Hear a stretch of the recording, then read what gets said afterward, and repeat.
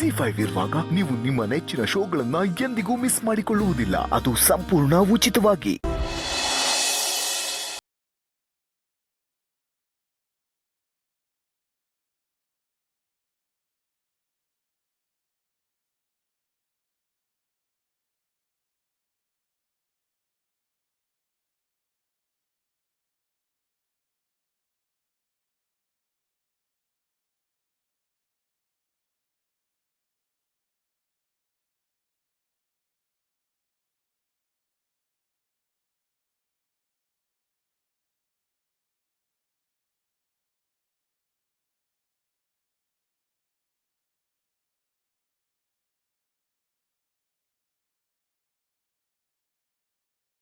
ಡೈರಿಯಲ್ಲಿ ಬರೆದ್ರೆ ನನ್ನ ಎಲ್ಲ ವಿಷಯ ಗೊತ್ತಾಗತ್ತೆ ಅಂತ ಏನೂ ಬರ್ತಿಲ್ಲ. ಅಂದರೆ ಇವಳು ನನ್ನ ಹತ್ರ ಏನೋ ಮುಚ್ಚಿಡ್ತಿದ್ದಾಳೆ ಅನ್ನೋದು ನಿಜ. ಹಾಗಾದರೆ ಎಲ್ಲಿಗೆ ಹೋಗಿರ್ತಾಳೆ? ಹೇಗಿದ್ರು ಕಾರಲ್ಲಿ ಹೋಗಿದ್ದಾಳೆ. ಡ್ರೈವರ್ಗೆ ಫೋನ್ ಮಾಡಿದ್ರೆ ಗೊತ್ತಾಗತ್ತೆ ಎಲ್ಲಿದ್ದಾಳೆ ಅಂತ.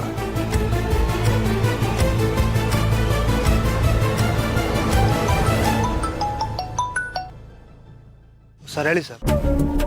ಎಲ್ಲಿದ್ದೀರ? ಮೇಡಮ್ನ ಎಲ್ಲಿ ಬಿಟ್ಟೆ? ಯಾವ ಆಶ್ರಮ? ಇಲ್ಲಿ ಯಾವ ಆಶ್ರಮನೂ ಇಲ್ಲ ಸರ್. ನಾವು ದೇವಸ್ಥಾನಕ್ಕೆ ಹೋದ್ರೆ ಮೇಡಮ್ ದೇವಸ್ಥಾನ ಒಳಗಡೆ ಹೋಗಿದ್ದಾರೆ. ಆ ಮೇಡಮ್ನ ಕರೀಲ್ಲ ಸರ್. ಕರೆಯೋದು ಬೇಡ. ನೀನು ಅಲ್ಲೇ ಸುತ್ತಮುತ್ತ ಯಾವ್ದಾದ್ರು ಆಶ್ರಮ ಇದೆಯಾ ಅಂತ ನೋಡ್ಬಿಟ್ಟು ನನಗೆ ಫೋನ್ ಮಾಡು. ಸರಿ ಸರ್. ಇವಳು ನನ್ನ ಹತ್ರ ಆಶ್ರಮ ಅಂದ್ಲು, ಆದರೆ ದೇವಸ್ಥಾನಕ್ಕೆ ಹೋಗಿದ್ದಾಳೆ. ಯಾಕೆ ಹೀಗೆ ಮಾಡಿದ್ಲು? ಅಥವಾ ನಾನೇನಾದ್ರು ಇವಳನ್ನು ಫಾಲೋ ಮಾಡುತ್ತೀನಿ ಅನ್ನೋ ಡೌಟಲ್ಲಿ ದೇವಸ್ಥಾನಕ್ಕೆ ಹೋದ್ಲ? ನನಗೆ ಆಶ್ರಮ ಗೊತ್ತಾಗಬಾರ್ದು ಅಂತ ಹೀಗೆ ಮಾಡ್ತೀಯಾಳ? ಅಂದರೆ ಇವಳಿಗೆ ನಮ್ಮ ಮಗಳಿರೋ ಜಾಗ ಗೊತ್ತು. ಅಕಸ್ಮಾತು ಅವಳೇನ ಇವಳು ಸಿಕ್ಕಿದಾಳ, ಅದಕ್ಕೆ ಅಷ್ಟು ಕಾನ್ಫಿಡೆಂಟಾಗಿ ನನಗೆ ಅವಳು ಸಿಗಲ್ಲ ಅಂತ ಹೇಳ್ತಿದ್ದಾಳ? ಏನೂ ಗೊತ್ತಾಗ್ತಿಲ್ಲ.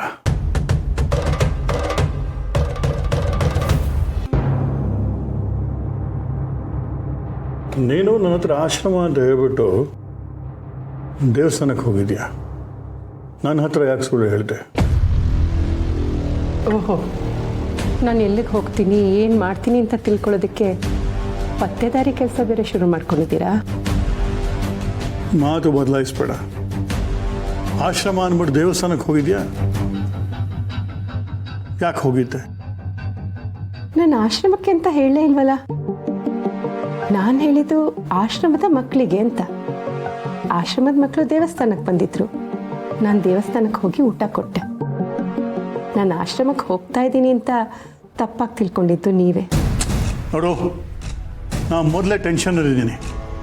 ನನಗಿನ್ನೂ ಕೋಪ ಬರ್ಸ್ಬೇಡ. ಇತ್ತೀಚೆಗೆ ನೀನು ತುಂಬ ಡಿಫ್ರೆಂಟಾಗಿ ನಡ್ಕೋತಿದ್ಯಾ. ಅದು ನನಗೆ ಇರಿಟೇಟ್ ಆಗ್ತಿದೆ. ನನ್ನ ಮಗಳಿಗೂ ಬೇಜಾರಾಗ್ತಿದೆ. ನಿಮ್ಮ ಬೇಜಾರ ಬಗ್ಗೆನೇ ಮಾತಾಡ್ತಿರಲ್ಲ. ನನಗೂ ಒಂದು ಮನಸ್ಸಿದೆ. ಆ ಮನಸ್ಸಿಗೂ ನೋವಾಗುತ್ತೆ ಅಂತ ನಿಮ್ಗೆ ಯಾರಿಗಾದ್ರೂ ಅನಿಸಿದ್ಯಾ? ಅದ್ರ ಬಗ್ಗೆ ಒಂದು ಕ್ಷಣನಾದರೂ ಯೋಚನೆ ಮಾಡಿದ್ದೀರಾ? ನಾನಂತೂ ನಿಮಗೆ ಬೇಸರ ಆಗೋ ಹಾಗೆ ನಡ್ಕೋತಾ ಇಲ್ಲ. ಆದರೆ ನಿಮ್ಮ ನಡವಳಿಕೆಯಿಂದ ನನಗೆಷ್ಟು ಬೇಜಾರಾಗಿರ್ಬೋದು ಅಂತ ಯೋಚನೆ ಮಾಡಿ. ಕೂತ್ಕೋ.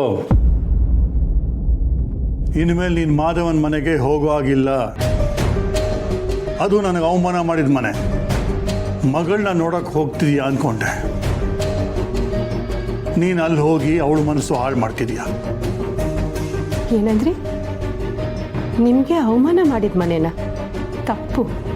ನೀವು ಮೋಸ ಮಾಡಿದ ಮನೆ, ನಿಮ್ಮಿಂದ ಮೋಸ ಹೋಗಿರೋ ಮನೆ. ಆ ಮನೆ ಸೊಸೆಗೆ ನಿಮ್ಮಿಂದ ಅನ್ಯಾಯ ಆಗಿದೆ. ಬೇರೆ ಯಾವ ಮನೆಯವರಾಗಿದ್ರು ನಿಮ್ಮನ್ನ ಉಳಿಸ್ತಾ ಇರಲಿಲ್ಲ. ಆದರೆ ಆ ಮನೆಯವ್ರಿಗೆ ತಾಳ್ಮೆ ಇದೆ, ವಿವೇಕ ಇದೆ. ಹಾಗಾಗಿ ಅಷ್ಟಕ್ಕೆ ಸುಮ್ಮನಾಗಿದ್ದಾರೆ. ಬಾಯ್ ಮುಚ್ಚು. ಬರ್ತಾ ಬರ್ತಾ ನಿನ್ನ ಮಾತುಗಳು ಜಾಸ್ತಿ ಆಗ್ತಿದೆ. ಹೀಗೆ ಆಡ್ತಿದ್ರೆ ಏನೂ ಮಾಡೋಕ್ಕಾಗಲ್ಲ.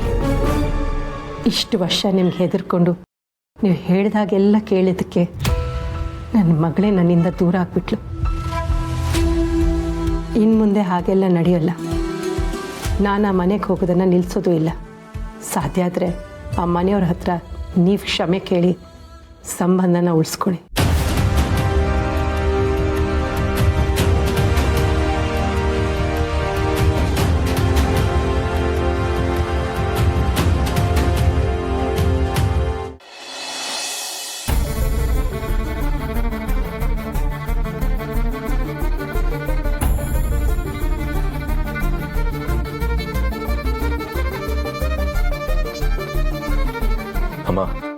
ಡಾಕ್ಟ್ರ್ ಏನಂದ್ರು?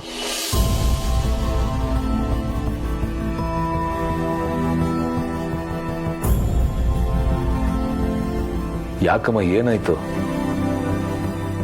ಏನಾಯ್ತು? ಏನಾದ್ರು ಮಾತಾಡು.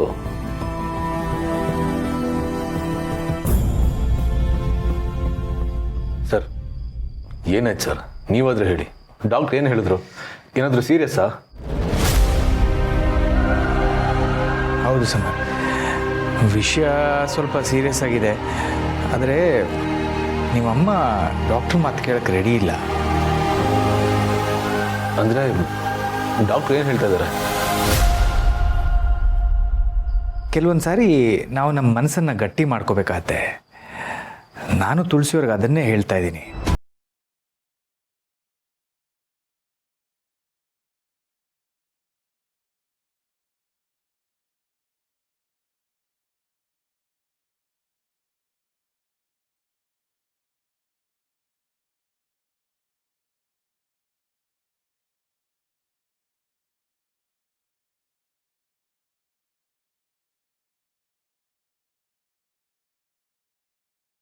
ಅಮ್ಮಂಗೆ ಆಪ್ರೇಷನ್ ಅಂದರೆ ಭಯ ಆಗ್ತಿರ್ಬೋದ?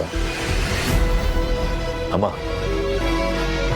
ಆಪ್ರೇಷನ್ ಯಾಕೆ ಬೇಡ ಅಂತಿದ್ಯಾ? ನಿನ್ನ ಜೀವಕ್ಕಿಂತ ದೊಡ್ಡದು ಬೇರೆ ಏನೂ ಇಲ್ಲ ಅಮ್ಮ. ನೋಡು, ನೀನು ಆಪ್ರೇಷನ್ ಬಗ್ಗೆ ತಲೆ ಕೆಡಿಸ್ಕೋಬೇಡ. ನೀನು ಆಪ್ರೇಷನ್ ಮಾಡಿಸ್ಕೋ, ನಾನು ನಿನ್ನನ್ನು ಚೆನ್ನಾಗಿ ನೋಡ್ಕೊತೀನಿ.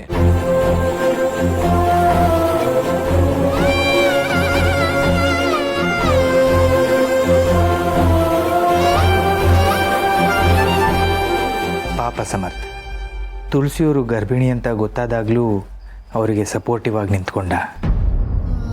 ಈಗಲೂ ಅವ್ರಿಗೆ ಧೈರ್ಯ ತುಂಬೋ ಕೆಲಸ ಮಾಡ್ತಿದ್ದಾನೆ. ನಿಜವಾಗ್ಲೂ ಮಕ್ಕಳು ಅಂದರೆ ಹೀಗಿರಬೇಕು.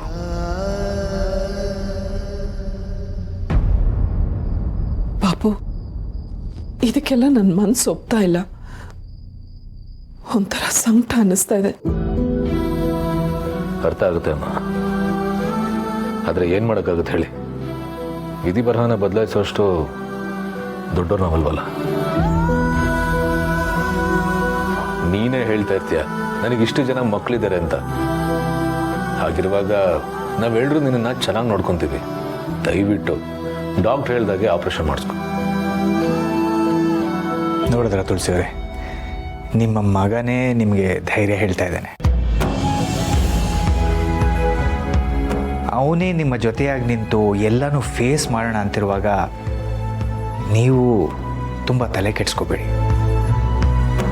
ಡಾಕ್ಟ್ರ್ ಹೇಳ್ದಾಗೆ ಆಪರೇಷನ್ ಮಾಡಿಸೋಣ.